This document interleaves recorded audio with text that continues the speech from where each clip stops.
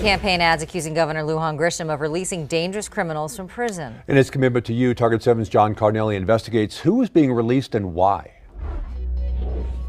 In this campaign ad, Republican challenger for governor Mark Ronchetti is accusing incumbent Michelle Lujan Grisham for the state's crime problems. And this is one of the reasons he cites. She personally ordered the early release of hundreds of dangerous criminals. The ad is referring to this executive order the governor signed early in the pandemic that was put in place to limit the spread of COVID-19 in the prison population. So the governor, as the head of the executive branch, has the ability to say, we're going to release inmates if they're within 30 days of their release date. In addition, the order says the person being released can't be serving a sentence for felony DWI, domestic violence, and assault on a police officer. They also can't be a sex offender or serving time for a crime committed using a firearm. In all, nearly 700 inmates were released early. This is a list of them. And the reality is those 700 were going to be released anywhere from 1 to 4 weeks anyway. Target 7 combed through the list. We found on average prisoners were released 19 days early. They include people who were doing time for robbery,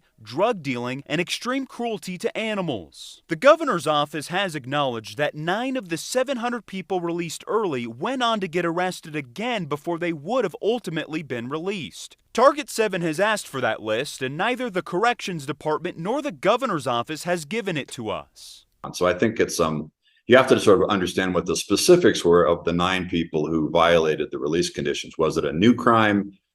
Was it failure to report? Was it testing positive for drug use? And until we know that, we don't know, I don't think, the full effect. Ronchetti's ad points out that some of the offenders went on to commit other crimes, like one of the suspects in what the FBI called the largest fentanyl bust in its history. Even released one of the gang members busted by the FBI. Target 7 also found one of the offenders, this Roswell man, had been arrested for murder after being released.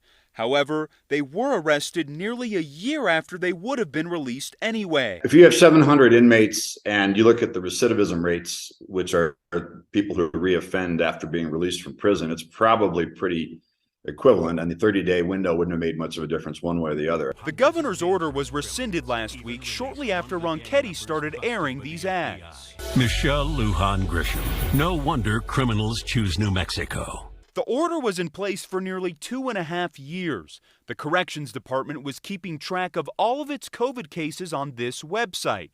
This is what it looked like in August, showing no COVID cases. Just this week, the Corrections Department took the site down. It now looks like this. This doesn't surprise me in the sense that this order was in place. It was apparently recently rescinded. Whether that had something to do with politics,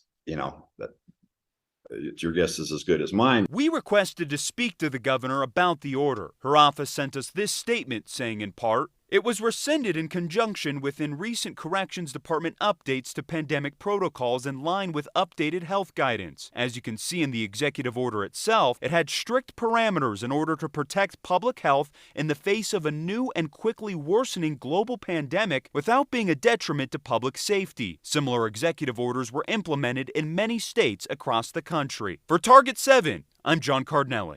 And this evening, the Department of Corrections got back to us with a list of names of those released early who committed a crime. Target 7's looking through those names and will update this story as we learn more.